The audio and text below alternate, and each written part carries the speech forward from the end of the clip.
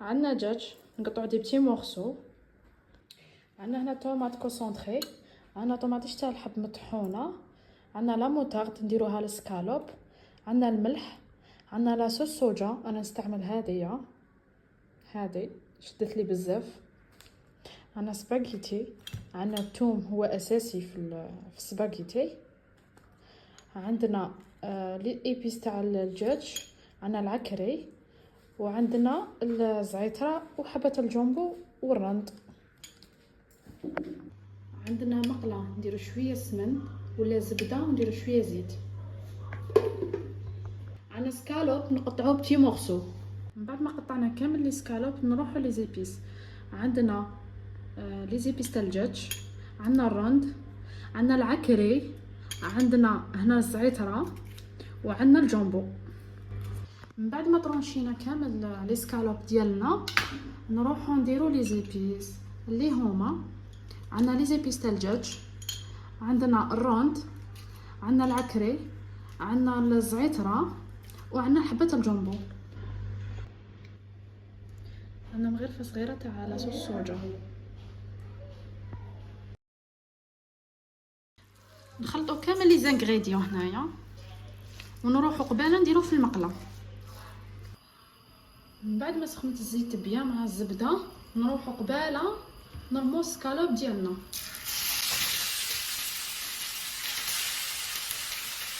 نخلوه يتحمر مليح على نار زايده باش السكالوب يذوب لنا. من بعد ما خليته 5 دقائق باش حركته، كي تقيسوا الدجاج خلوه 5 دقائق باش تحركوه.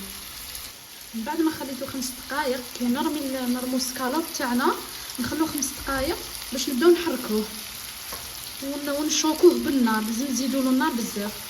كما راكم تشوفوا معنا بدا يحمر لنا، شوفوا ديك التحميره الله الله. من بعد ما طلعنا السكالوب كما راكم تشوفوا تحمر مليح وتعسل لنا المرقه ولات هكا حميمه، نروحو نرمو عليه الثوم، نزيدو نرمو عليه كما راكم تشوفوا معانا لا طوماط كونسونطري، خلوها تتقلى مع مليح معاه باش تتعسل وتطيب لنا مليح ديك لا طوماط. ما ديروهاش مع التالي باسكو تطلق لكم غو اغيير. من بعد ما طاب لنا الدجاج الله الله نزيدو عليه لا طوماط.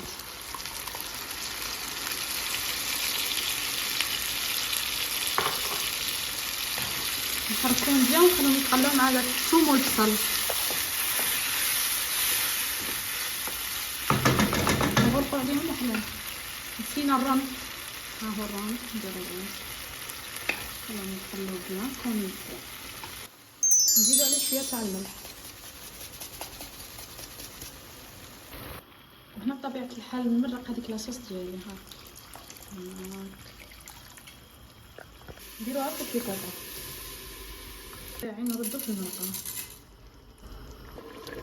من بعد ما درت السباغيتي تاعي راهو ذاب لي كامل كما راكم تشوفوا، هبطته بشويه مريقه هذيك، نزيدلو شويه ماء ونغلق لا كوكوط ديالي. نقصوا النار هنا كامل نخلوها طيب على نار قليله واحد 20 مينوت على حسب نتوما ما تحبوه. كاين اللي يحبوا طايب بزاف، كاين اللي يحبوا مواتي مواتي. شوفوا لي بنا داك السباغيتي الله الله، شوفوا كيفاش جا تشخ الله الله. شوفي لي داك السكالوب. وهنا لحقنا الى نهايه الفيديو. ما علينا نقول لكم بصحتكم الى فيديو اخر ان شاء الله.